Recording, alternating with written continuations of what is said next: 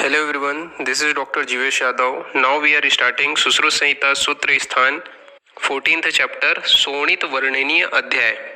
शोणित वर्णनीय जो अध्याय है वो सुश्रुत की देन है, सुश्रुत संहिता में है, जबकि विधि शोणित जो अध्याय है वो कहाँ पे पढ़ा था हमने? चरक संहिता में पढ़ा था। ठीक है, तो अभी तक अपन लोगों ने क्षार कर्म अग्निकर्म इनमें जो है अपन देखे हैं। ठीक है, रक्त के विषय में अभी जो शोणित वर्णनीय जो अध्याय है उसमें अपन डिटेलिंग से रक्त के विषय में बात करेंगे।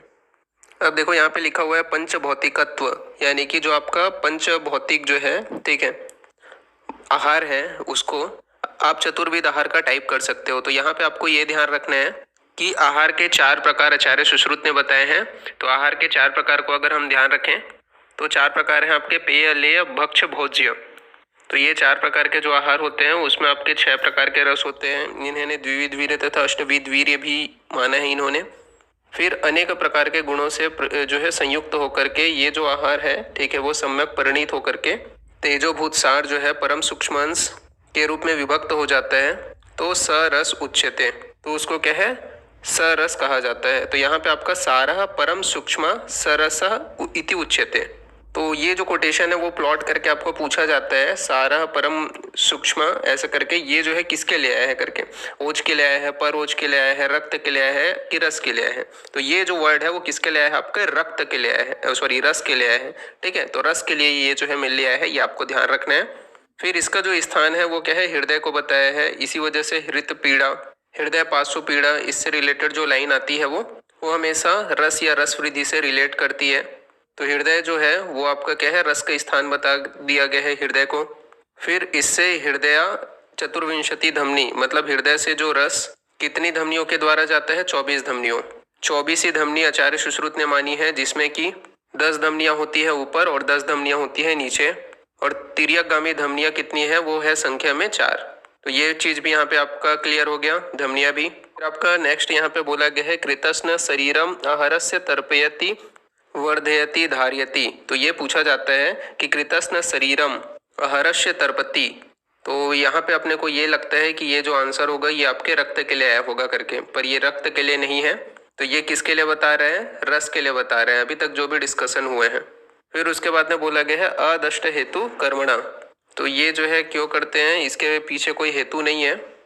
अदृष्ट जो कर्म है, ठीक है, हेतु है, उसके वजह से इस प्रकार की जो क्रिया है वो शरीर में करता है।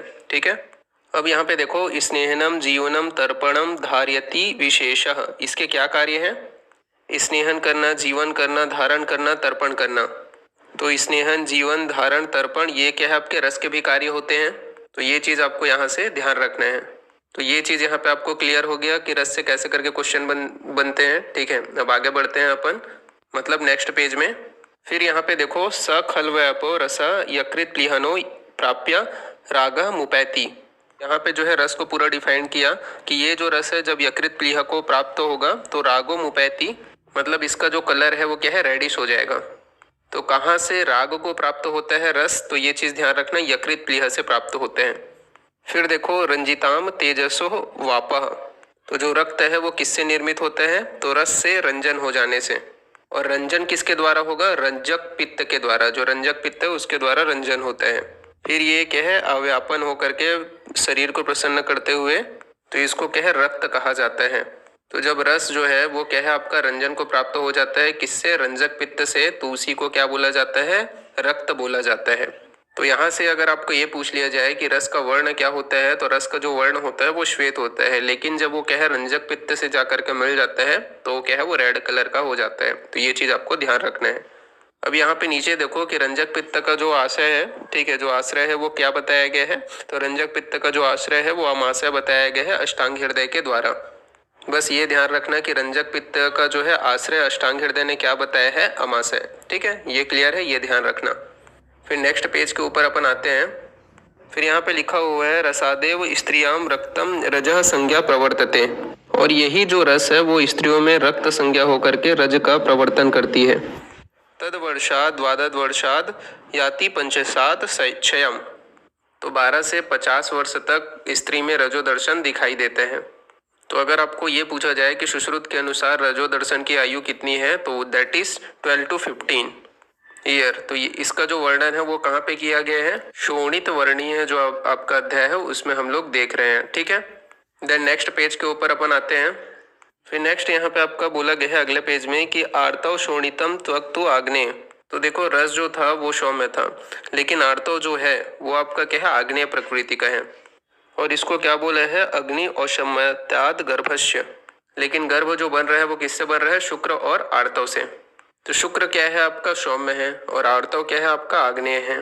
तो आपको क्या है, गर्भ के बारे में अगर पूछा जाता है तो जो गर्भ होता है वो सौम्य और आग्नेय दोनों गुण से युक्त होता है, जबकि शोणित जो है वो आपका आग्नेय गुण से युक्त होता है। अब इस रक्त के बारे में जो इसके पंचभौतिक संगठन है उसके विषय में अपन जो है कोटेशन नंबर 9 में देखने वाले हैं। तो देखो यहाँ पे आपका बोला गया है विस्तृता, द्रवता, रागा, स्पंदनम, लघुता तथा। तो ये जो क्रम है उसको आपको एज इट इज याद रखना है। और एक चीज और, ये जो है आपका क्रमशः जो आपका आकाश, वायु, अग्नि जो क्रम से है उसको अगर अपन उल्टा कर देंगे तो उसके लक्षण है, जैसे कि लघुता जो है वो आपका आकाश के कारण होती है, स्पंदनम जो है वो आपका वायु का गुण बताया है। ठीक है, राग जो है वो आपका तेज का गुण बताया है, द्रवता जो है वो आपका जल का गुण बताया गया है, और विस्त्र जो गुण होती है वो स्पेसिफिक जो गुण आती है वो पृथ्वी महाभूत के कारण आती है। तो आपको ऐसे ध्यान रखना है कि रक्त की गंध से कई बार जो व्यक्ति है ना वो पृथ्वी में गिर जाता है ना, कई बार जो ब्लड की गंध आ जाती है, तो जो वो विस्त्र जो गंध जो है वो क्या है, पृथ्वी के कारण होता है। जल से आपको द्रवता समझ में आता है, तेज से आपको राग समझ में आता है। यहाँ पे आपको बहुत ज्यादा कंफ्यूजन होता है। लघुता को आप क्या है वात टिक करके आते हो, लेकिन यहाँ पे लघुता जो है वो आकाश के कारण है, स्पंदन यहाँ पे वात के कारण है। तो ये चीज यहाँ से आपको क्लियर कट ध्यान रखना है। ठीक है, उसके बाद में देखो जो आपका धातु है उनके निर्माण के विषय में बताया गया है, रसाद रक्तम तत्व मासम मासन मेद प्रजायते, ऐसे करके पूरा। तो ये जो है ये पूरा कोटेशन जो है उसका आपका रेफरेंस ध्यान में रखना है। तो इस तरह की लाइन जो है वो कहाँ पे आती है, तो हम जो है वो जो 15वां चैप्टर है ना जिसमें दोष धातु 6 विज्ञानी जो अध्याय आती है ना, वहां पे ध्यान रहता है कि वहां पे होगा धातुओं की उत्पत्ति करके, जबकि वहां नहीं है। वहां पे मतलब जो है यहाँ पे अभी जो आपका धातु उत्पत्ति का जो वर्णन है उन्होंने क्या है सुश्रुत ने 14th चैप्टर में ही पहले से कर दिया है। तो ये चीज आपको ध्यान रखना है। अब इसमें कुछ चीजें हैं जैसे कि रस के ऊपर की जो शरीर का पोषण होता है, तो इसमें क्या है कुछ न्याय लगते हैं। जैसे कि देखो केदारी कुल्या न्याय, मतलब एक खेत के ऊपर बहुत सारी क्यारियां बना देते हैं। तो क्या है जब पानी छोड़ते हैं तो जो पानी होता है वो क्या है पर्टिकुलरली जो कुल्या होती है उसमें जाता है। ठीक है, ये आपको पता है। तो इस न्याय को फॉलो करते हैं आचार्य सुश्रुत, भाव प्रकाश और वांगभट। और चरक और जो आपके दृढ़बल है उन्होंने क्या है क्षीरदधि न्याय को माना है। अरुण दत्त जिन्होंने क्या है सर्वांग सुंदर टीका की है अष्टांग हृदय पे, उन्होंने एक काल धातु पोषण पक्ष का उल्लेख किया है।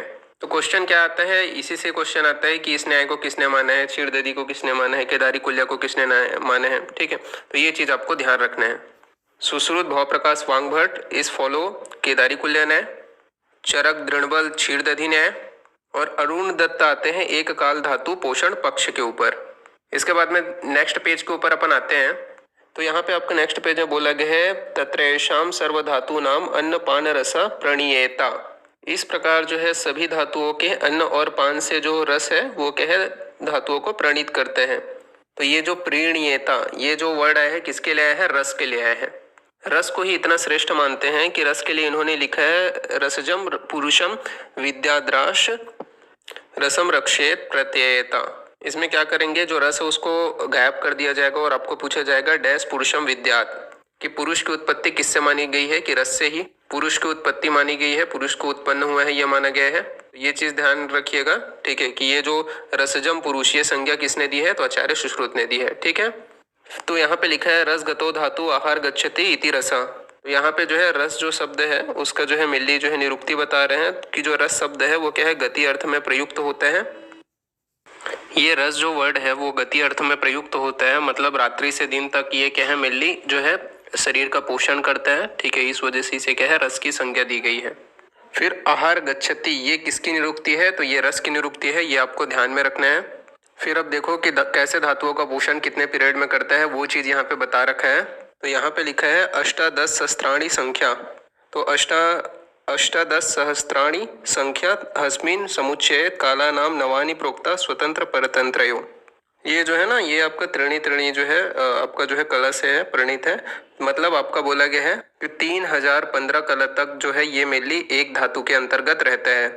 फिर ऐसे ही करके जो है ये उत्तरोत्तर धातुओं का निर्माण करता चला जाता है। तो ऐसे सभी धातुओं के लिए इसका काल आ जाएगा 3015। तो आगे की 6 धातुओं को बनाएगा तो फिर मतलब अगर अपन टोटल टाइमिंग पूछे कि रस से शुक्र बनने तक का जो टोटल टाइमिंग वो कितना लगेगा, वो लगेगा आपका 18,090 का कला का टाइम। ठीक है, 18,090 कला का जो टाइम है वो टोटल पूरा लगेगा। तो अगर आपको क्वेश्चन के ऊपर ध्यान देना है कि अगर एक धातु के लिए पूछा जा रहा है तो 3015 करने हैं, और जब सातों धातुओं के लिए पूछा जाता है तो आपको 18,090 करने हैं। तो 6 से मल्टीप्लाई कर दो इसको। ठीक है, तो इनकी संख्या भी आप जो है याद रखिए। तो ये जो पूरा टाइम है वो आपका 1 माह का टाइम बताया गया है, जिसमें जो रस होता है वो पुरुषों में वीर्य बना देते हैं और स्त्रियों में आर्तव संज्ञा के रूप में परिणित हो जाते हैं। ये क्लियर हो गया यहाँ से। तो अब नेक्स्ट पेज के ऊपर अपन आते हैं। तो यहाँ पे देखो स शब्द अर्ची जल संतानवत। तो यहाँ पे देखो जो स वर्ड जो आया है वो आपका रस के लिए है, क्योंकि जो टॉपिक है वो रस के लिए ही चल रहा है अभी। तो कई बार ये पूछ लेते हैं कि इसमें ये जो स वर्ड किसके लिए है, तो वो आपका रस के लिए आया है। तो ये कैसे करता है, शब्द अर्ची मतलब शब्द की जो गति होती है, अर्ची मतलब आग की और जल की, इन तरीके की गति करता है। तो इसमें शब्द कैसा जाएगा, तो शब्द जाएगा तिर्यक। अर्ती मतलब आग कैसे जाएगी, ऊपर की तरफ, और जल कैसे जाएगा, नीचे की तरफ। तो इस तरीके से सभी चीजें जो है इसमें इंक्लूड हो जाती हैं। इस प्रकार से पोषण करते हैं, मतलब जो अनुधावन है वो शरीर का करते हैं। ये भी आपको पूछा जा सकता है कि शब्द अर्चित संतानवत जल संतानवत जो गति होता है वो किसका होता है, तो ये पूछा जाए तो आपका रस धातु का मिल ये गति होता है। तो ये आपको ध्यान में रखना है। तो देखो इसमें एक और चीज ध्यान रखना है कि जो शब्द की जो गति होगी वो इन सबसे तेज गति होगी, तीक्ष्ण गति होगी। ठीक है, तो आपका शब्द जो गति होगी सबसे तेज होगी, तो उसके विषय में क्या बोला गया है कि जो शब्द गति है वो मेनली तीक्ष्ण अग्नि व्यक्ति में आपको देखने को मिलेगा। तो जो तीक्ष्ण अग्नि वाले जो व्यक्ति होते हैं उसमें क्या है, आपका रस से शुक्र का जो निर्माण होता है वो क्या है, आपका 1 मास के पहले ही हो जाता है। और अगर अर्ची मतलब आग की तरह अपन माने तो वो मध्यम गति होता है, मतलब मध्यम अग्नि वाली जो पुरुष है उसमें आपको ये प्रकार की जो गति है वो देखने को मिलेगा। और उसमें रस से शुक्र बनने में कितना समय लगेगा, तो 1 मास का टाइम लगेगा।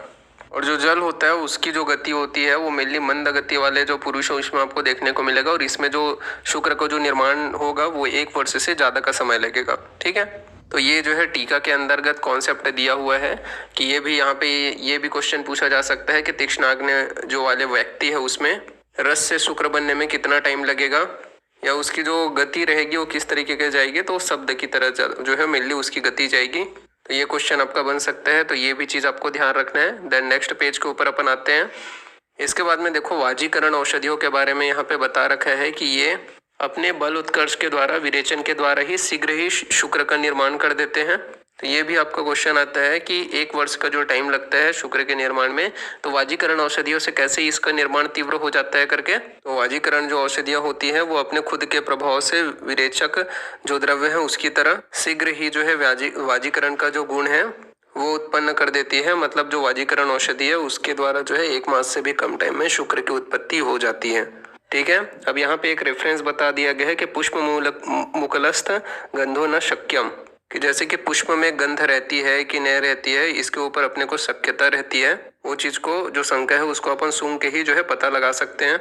इसी तरीके से जो शरीर में शुक्र की स्थिति है जब बाल्यावस्था संपन्न होती है और क्या है किशोर अवस्था आती है तभी व्यक्ति को दिखाई देती है। ठीक है, तो ये चीज ध्यान रखना कि ये यथा ही पुष्प मुकुलस्थ गंधो न शक्यम, ये जो लाइन है वो किसके लिए आई है, शुक्र से रिलेट कर रहे हैं कि जो शरीर में शुक्र का प्रादुर्भाव किस तरीके से होता है वो चीज बताने के लिए। ठीक है, तो इसमें जो मैंने आपको वाजीकरण बताया ना उसमें आगे चल करके जब अपन काल देखेंगे कि औषध सेवन का क्या होता है, तो ये भी ध्यान रख लो यहाँ से कि वाजीकरणार्थ जो औषधि दी जाती है उसका सेवन काल क्या होता है, ग्रास। नेक्स्ट अपन आते हैं अब कोटेशन नंबर 19 पे। तो यहाँ पे लिखा हुआ है स एव अन्न रसो वृद्धानाथ जरा परिपक्व शरीरत्वाद प्रीणानो भवति। जो अन्न का रस वृद्ध पुरुषों के द्वारा पाक को प्राप्त होते हैं तो क्या होता है, वहां पे जो शरीर है वो परिपक्व हो जाता है, तो इतना पुष्टिकारक नहीं होता जितना कि मध्यम आयु और बाल्यावस्था के व्यक्ति में होता है। तो इसमें आंसर क्या जाता है, 1 मास से ज्यादा का टाइम लगता है।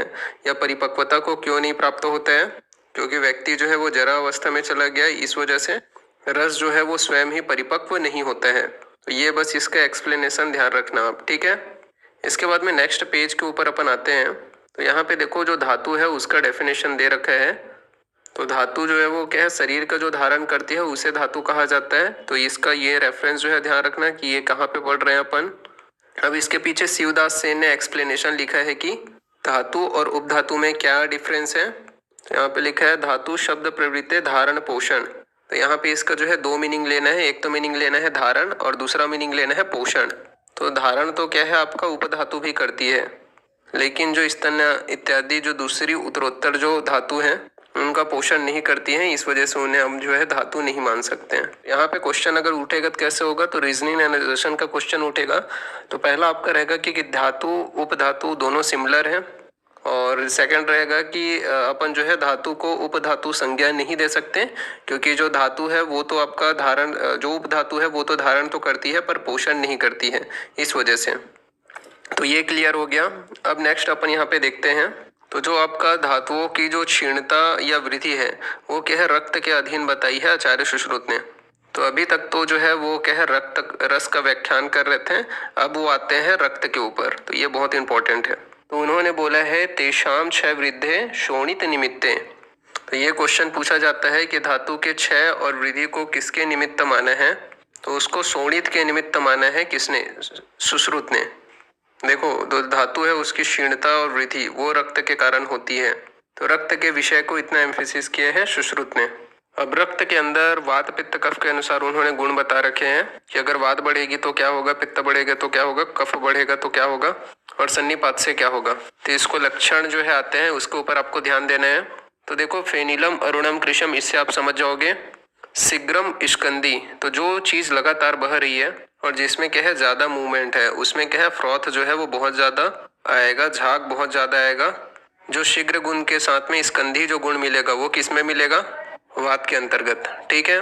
फिर नील पित्त हरी श्याव, इससे समझ में आता है जो विष्ट जो गंध है इससे एक्सेट्रा, इससे समझ में आता है कि ये पित्त में जाएगा। यहाँ पे आपका बोला गया है पिपलिका मक्षिका नाम स्कंदी च पित्त दुष्टा, जिसमें क्या है पिपलिका है, मधुमक्खियां हैं। ठीक है।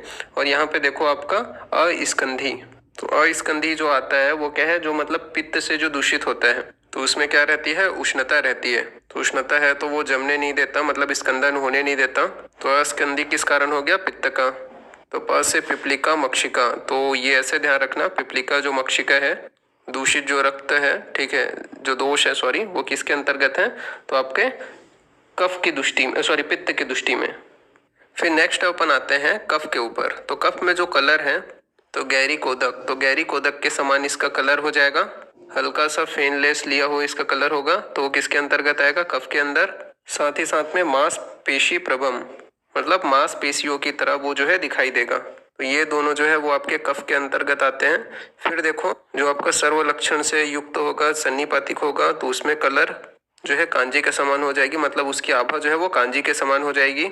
और जो रक्त है वो क्या है, दुर्गंधित हो जाएगा। तो यहाँ पे इंपॉर्टेंट है सिग्रम स्कंदी पिपलिका मक्षिका नाम अस्कंधी गैरी कोदक प्रत्याशम चीर स्त्रावी मांसपेशी प्रभम, ये कफ के अंतर्गत। और कंजिका विशेषता दुर्गंधे, ये क्या है, सन्निपातिक के अंतर्गत। तो वात पित्त कफ के अनुसार जो है आपका रक्त में दुष्टि के क्या लक्षण होते हैं, ये यहाँ पे हम लोगों ने देख लिया। अब देखो जीव शोणित, ये ध्यान रखना, ये जो संज्ञा है वो रक्त को दी जा रही है। तो जीव शोणित वर्ड किसके लिए आता है, रक्त के लिए आता है। अब ये जो मांस पेशी प्रभम जो वर्ड था ना, वो उसको आपने किस में देखा, तो आपका कफज रक्त दुष्टि में। तो जब आप क्या है कफज अर्स भी पढ़ोगे तो भी आपका मांस जो आपका मांस पेशी प्रभम जो है लक्षण दिखाई देते हैं। और पित्तज अतिसार में भी जब अपन पढ़ेंगे तो उसमें भी ये लक्षण दिखाई देते हैं। तो ये चीज याद रखनी, ये जो सिमिलर वर्ड है वो आपका कफज अर्स, कफज रक्त दुष्टि और पित्तज अतिसार, इसमें क्या है मांस पेशी प्रभम जो है आपको देखने को मिलते हैं। फिर नेक्स्ट पेज के ऊपर अपन आते हैं। तो नेक्स्ट पेज में देखो इंद्र गोप प्रतीकाशम असहतम अविवर्णतश्च प्रकृतस्थ जानियात। प्रकृतस्थ मतलब जो है शुद्ध रक्त के जो लक्षण है वो यहाँ पे आपके बता रखे हैं। तो इंद्र गोप के समान जो आपका वीर बहुटी है, जो वर्षा ऋतु में जो उत्पन्न होता है उसके जैसा इसका रक्त वर्ण आपको देखने को मिलेगा, मतलब लाल वर्ण का जो है कलर होता है। असहात मतलब बहुत ज्यादा ना पतला ना बहुत ज्यादा गाढ़ा होता है। अविवर्णता यानी कि इसका जो है प्राकृतिक जो वर्ण है उसका मेनली ये जो है आपको देखने को मिलेगा। तो ये सभी जो है वो आपके क्या है शुद्ध रक्त के लक्षण है। अब ये जो इंद्रगोप वर्ड आया है ना, ये आचार्य चरक और सुश्रुत दोनों ने बताया है इसको, जो आपका कलरिंग का है वो। तो चरक ने बस ये लिखा है कि तपनी इंद्रगोपाभम। तपनी इंद्रगोप किसको बोला जाता है? तो इंद्रगोप को ही बोला जाता है। साथ ही साथ उन्होंने क्या बोला है? पद्मालक्त भी बोल दिया है, गुंजाफल वर्ण भी बोल दिया है। तो ये 3 विभक्ति उन्होंने यहाँ पे बोल दिए हैं। जबकि सुश्रुत ने क्या है, इंद्रगोप को ही बस बोल के रह गए। बाकी मीनिंग दोनों का सेम ही है, रखता है, ये चीज ध्यान में रखना। अब कई बार क्या है, कोटेशन का रेफरेंस पूछ लेते हैं, जैसे कि तपनी इंद्रगोपाभम पद्मालक्तम सन्निभम गुंजाफल सवर्णम च विशुद्धम विधि शोणितम। तो ये जो है विधि शोणितीय जो अध्याय है चरक के अंतर्गत जो आपका आता है, उसमें बताया गया शुद्ध रक्त के लक्षण है।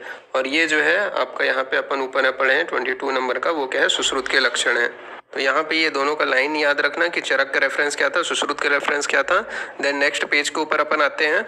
तो यहाँ पे अपन जो है रक्त के विस्रावण के विषय में आते हैं। तो यहाँ पे देखो अविस्राव्य, मतलब जिनका जो है रक्त अपन निकाल नहीं सकते हैं, यानी कि रक्त विस्रावण के कॉन्ट्रा इंडिकेटेड जो पेशेंट है उसके बारे में यहाँ पे बताया गया है। पहला बोला गया है सर्वांग में शोफो।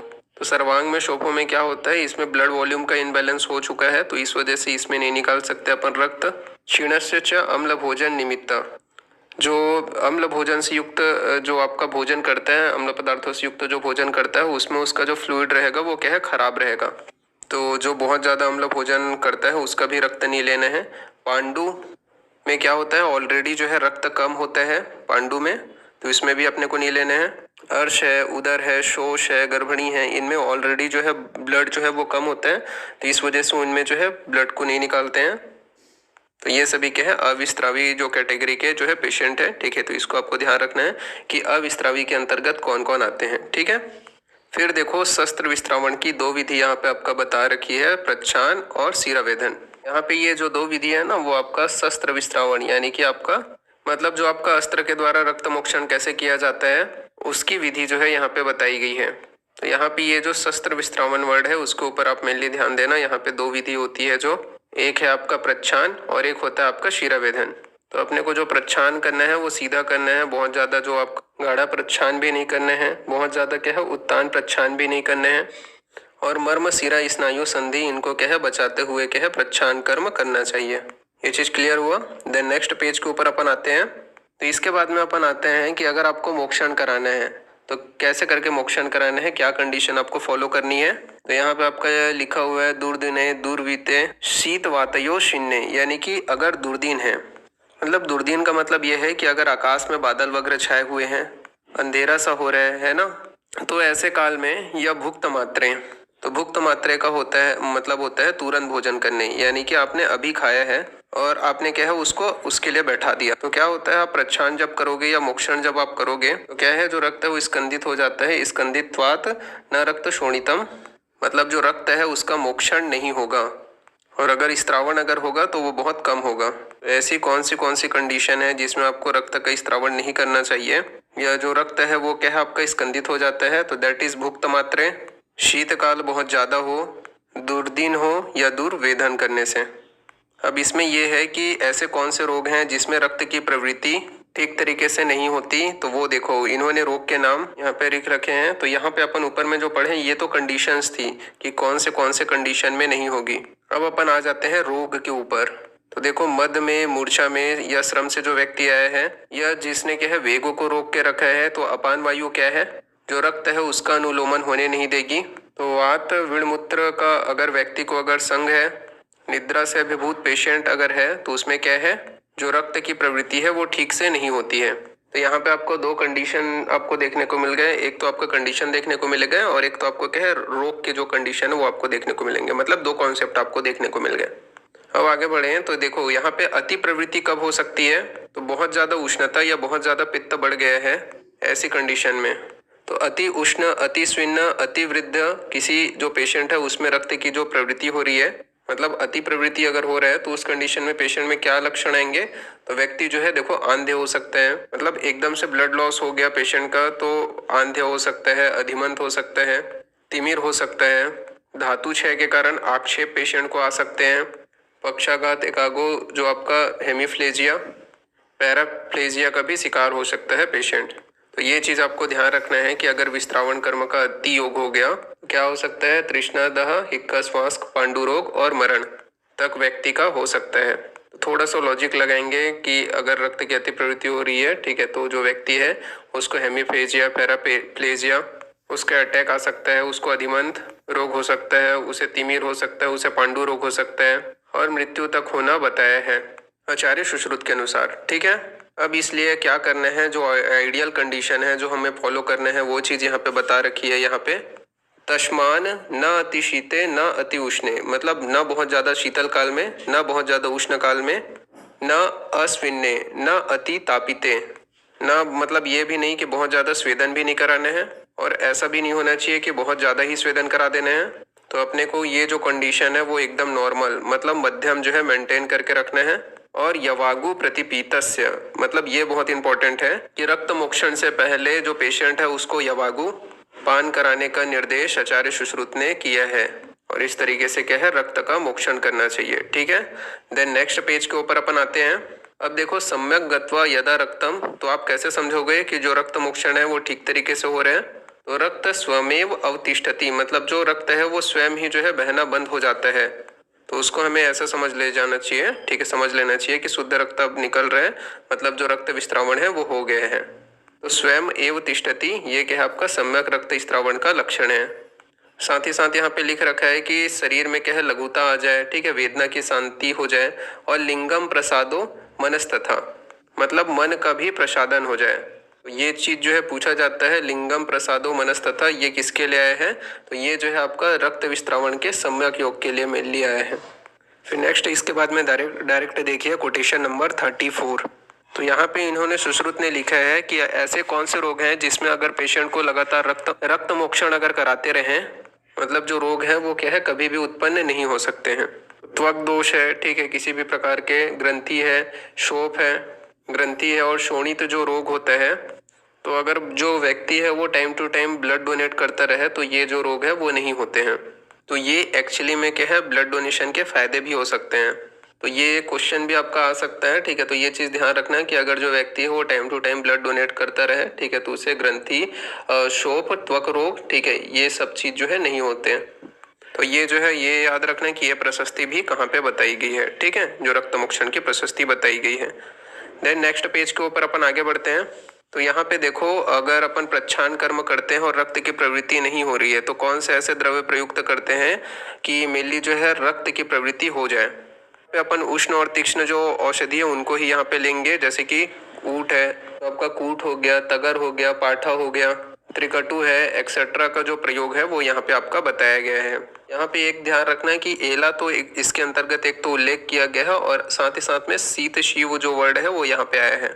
तो शीत शिव का कंपैरिजन यहाँ पे आपका द्रव्य गुण से भी बन सकता है कि शीत शिव क्यों बोला गया है। तो यहाँ पे जो आया है वो मीनिंग आपके कपूर के लिए आया है और ऐसे आपका शीत शिव सेंधव को भी बोला जाता है। तो द्रव्य गुण के पॉइंट ऑफ व्यू से देखें, ठीक है, तो यहाँ पे शीत शिव जो है वो आपका सेंधव के लिए भी आया है, ठीक है, बट यहाँ पे अपन जो पढ़ रहे हैं वो आपके कर्पूर के लिए मेनली शीत शिव आया है, ठीक है। तो ये चीज आपको ध्यान रखना है। फिर इसके बाद में देखो, अगर अति प्रवृत्ति हो जाती है तो कैसे द्रव्य लेंगे अपन, कसाय रस वाले जो ब्लीडिंग को रोकने वाले होंगे, ठीक है, जो शीत द्रव्य है उनको अपन लेंगे, जैसे कि लोद्र है, मधुक है, प्रियंगु है, गैरिक है, सर्ज रस है, ये सब क्या है, सालमली के जो पुष्प हैं, सर्ज रस है।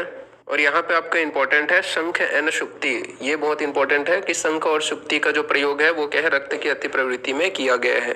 तो साथ ही साथ में ये ध्यान रखना कि रक्त के अति प्रवृत्ति में कौन से जो गण है उसका प्रयोग करेंगे, तो काकोल्य आदि गण। तो ये जो है आपको काकोल्य आदि जो गण होते हैं वो शीत सामक होते हैं, ठीक है, शीत गुण युक्त होते हैं, इस वजह से इनका मिलकर प्रयोग किया जाता है, ठीक है। देन नेक्स्ट पेज के ऊपर अपन आगे बढ़ते हैं। यहाँ पे बोला गया है कि रक्त के श्रुत होने पर क्या होता है, तो देखो धातु क्षयात श्रुते रक्ते। तो ऐसे व्यक्ति जिनमें क्या है धातु क्षीण हो रही है, अगर ब्लीडिंग हो जाती है तो अपन जब भी रक्त का विस्त्रावण करते हैं तो नॉर्मल कौन सी कंडीशन उत्पन्न होती है, तो धातु क्षय होने से क्या होता है, मेनली जो है वात का प्रकोप होता है। वात का प्रकोप क्यों होगा, तो मंदः संजायते अनलः। तो जब रक्त का अपन विस्त्राव कर रहे हैं तो उस दौरान साथ ही साथ पित्त का कुछ अंश जो है अपन स्त्राव के तौर पे पित्त भी उसमें निकल जाता है या फिर दूषित पित्त उसमें से थोड़ा सा निकल जाता है। तो अग्नि जो है वो क्या है आपका मंद हो जाती है। तो ये अपन समझे तो ये क्या है, एक तरीके से संशोधन ही है जिसमें आपका क्या है अग्नि मंद हो जाती है, साथ ही साथ में वात कुपित हो जाती है।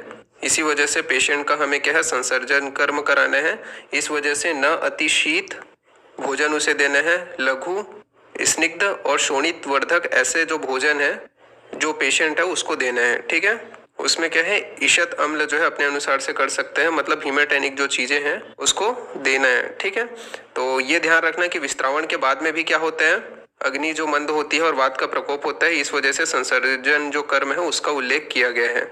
वांगबड़ भी ऐसा ही बताते हैं कि न अति उष्ण लघु शीतनीय जो द्रव्य है उनका हमको प्रयोग करना है अन्नपान में विस्त्रावण के बाद। ठीक है, तो यहाँ पे आपका जो है बहुत इंपॉर्टेंट पॉइंट आता है। अक्सर आप लोग चैप्टर खत्म हो रहा है तो इसको छोड़ देते हो, ठीक है, बट इसको छोड़ना नहीं है, इससे कई बार क्वेश्चन आए हैं। ठीक है, तो यहाँ पे आपका चतुर्विध जो कर्म है वो यहाँ पे आपके बताए गए हैं ब्लीडिंग को रोकने के। ठीक है, तो पहली चीज ये ध्यान रखना कि सुश्रुत ने ब्लीडिंग को रोकने के कितने कर्म बताए हैं, तो 4 बताए हैं। रुधिरस्य निवारणम, और वो 4 कर्म कौन से होते हैं, तो संधान, स्कंधन, पाचन, दहन। ठीक है, तो ये 4 काम आपको याद हो गए। तो अब संधान किससे किया जाता है, संधान का अर्थ होता है जोड़ना। ठीक है, थोड़ा सा, तो संधान के लिए जो कसाय चीज है उनका मेनली प्रयोग किया जाता है, तो कसाय से संधान हो गया।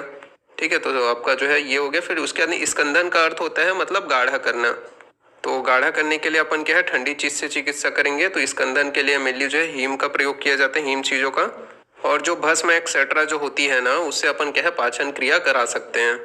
और दाह कर्म से क्या होता है, जो सिरा है उसका संकोच हो जाता है, उसके वजह से जो ब्लीडिंग है वो रुक जाता है। तो इस प्रकार से जो 4 प्रकार के जो कर्म है वो सुश्रुत ने बताए हैं। अब क्वेश्चन यहाँ से ये आता है कि ये जो 4 प्रकार के प्रोसीजर हैं उसको कब जो है आपको यूज में लेना है, कहाँ पे, ठीक है, और किस क्रम से किया जाता है, ये भी पूछा जाता है। इसके क्रम को याद रखने के लिए देखो, जो आपको सबसे पहले इसमें क्या है, आधा स जो है यूज में लेना है। तो सबसे पहले क्या है, स्कंदन कराना है अपने को, मतलब कभी भी ब्लीडिंग हो रही है तो अपने को हीम जो द्रव्य हो उनको लेना है, मतलब स्कंदन कराएंगे, गाढ़ा करने की कोशिश करेंगे ब्लड को। और उसके बाद में अगर फिर भी ब्लड नहीं रुकता है तो जो है संधान कराएंगे कसाय द्रवों से एक्सेट्रा से, मतलब लेप के रूप में, या फिर उसका प्रक्षालन वगैरह कर देंगे। फिर अगर संधान से भी नहीं हो रहा है तो उस कंडीशन में क्या करेंगे, जो क्षार वगैरह जो भस्म वगैरह है एक्सेट्रा है वो अपन लगा सकते हैं पाचन कर्म करने के लिए। ठीक है, तो ये क्रम आपको ध्यान रखना है, सबसे पहले स्कंदन, फिर संधान, फिर पाचन किया जाता है, फिर लास्ट में आपका वो है आपका दहन करना। यानी कि इन सारे प्रोसीजर से भी अगर आपका ब्लीडिंग नहीं रुकते हैं तो दाह परम इष्यते, मतलब जो नेक्स्ट पेज है उसमें बोला गया है कि दाह परम इष्यते, तो वहां पे अपन क्या करेंगे, दाह कर्म कर देंगे ताकि सीरा का ही संकोच हो जाए। ठीक है, तो ये लास्ट प्रोसीजर है। और ये भी पूछा जा सकता है परम इष्यते ये किसके लिए आया है, ये जो है दाह के लिए बताया गया है। ठीक है, तो यहाँ पे आपका जो है वमन विरेचन का अति योग हो जाए तो भी ठीक है, लेकिन यहाँ पे अगर रक्त विस्त्रावण का अगर अति योग हो जाए तो उसमें आचार्य सुश्रुत ने लिखा है सविशेषे तथा स्थेय न तु कुर्यात तदिक्रमम।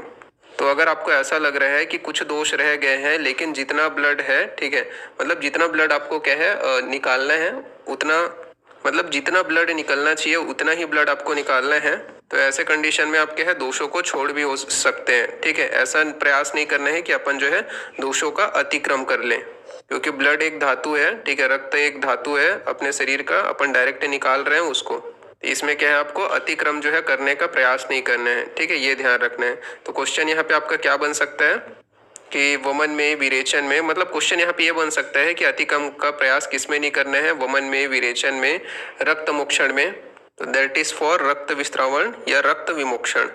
फिर इसके बाद नेक्स्ट पेज के ऊपर अपन आते हैं, तो देखो यहाँ पे आपका जो है लास्ट जो टॉपिक है उसमें आपका यहाँ पे लिखते हैं रुधिर के विषय में इतना क्यों बोला गया है, तो यहाँ पे बोला गया है देहस्य रुधिरम मूलम। तो अब रुधिर को क्या मान लिया गया है, देह का मूल मान लिया गया है। देह ना जो आपका ये है, फिर बोला गया है रुधिरणे धार्यति, मतलब जो है इसका जो धारण भी करता है वो रुधिर ही करता है। तस्मात् स्तन्ये संरक्षम, मतलब जब तक रक्त है तब तक ही जीवन है। तो तस्मान यत्नेन संरक्षम ये किसके लिए आया है, किसके लिए आया है, वायु के लिए आया है, रस के लिए आया है, रक्त के लिए आया है, या ओज के लिए आया है। आपको ऑप्शन भी ऐसे कंफ्यूजिंग से सारे देंगे, तो ये जो है आपका रक्त के लिए आया है। साथ ही साथ में देहस्य रुधिरम मूलम, तो यहाँ पे आपका जो रुधिर है उसको डैश कर देंगे, ठीक है, ब्लैंक कर देंगे मतलब, ठीक है, तो ये आपको याद रखना है कि देहस्य रुधिरम मूलम करके। ठीक है, अब यहाँ पे क्या है, रक्त विस्त्रावण के पश्चात वायु कुपित होने के वजह से पेशेंट को अगर कुछ पीड़ा होती है तो व्यक्ति को क्या कराया जाता है, जो शोफ व तोत की अवस्था में सुखोष्ण सर्पी से उसे क्या है परिसेचन करना चाहिए। अगर ये क्वेश्चन आ जाए कि रक्त विस्त्रावण के पश्चात क्या क्रिया किया जाता है, चोष या तोष उत्पन्न होने पर, तो आपका जो है चोष व शोष उत्पन्न होने पर क्या करते हैं अपन लोग, जो आपका मंदोष्ण घृत से परिसेचन करने का जो उल्लेख है वो आचार्य सुश्रुत करते हैं। ठीक है, तो ये नोट के साथ में ये जो लेक्चर है वो यहाँ पे आपका फिनिश होता है। तो यहाँ पे आपको स्पेशली ध्यान देखना है कि कौन सा लाइन रस के लिए है और कौन सा रुधिर के लिए है। अधिकतर बच्चे ये करते हैं कि ये जो है पूरा जो है रुधिर के लिए ही करते हैं, ठीक है, पर ये ध्यान देना स्टार्टिंग की जो लाइनिंग है वो आपके रस के लिए आई है और बाद का जो लाइन है वो आपका रुधिर के लिए आया हुआ है। ठीक है, तो इस लेक्चर के साथ में इस टॉपिक को अपन फिनिश करते हैं। ठीक है, थैंक यू।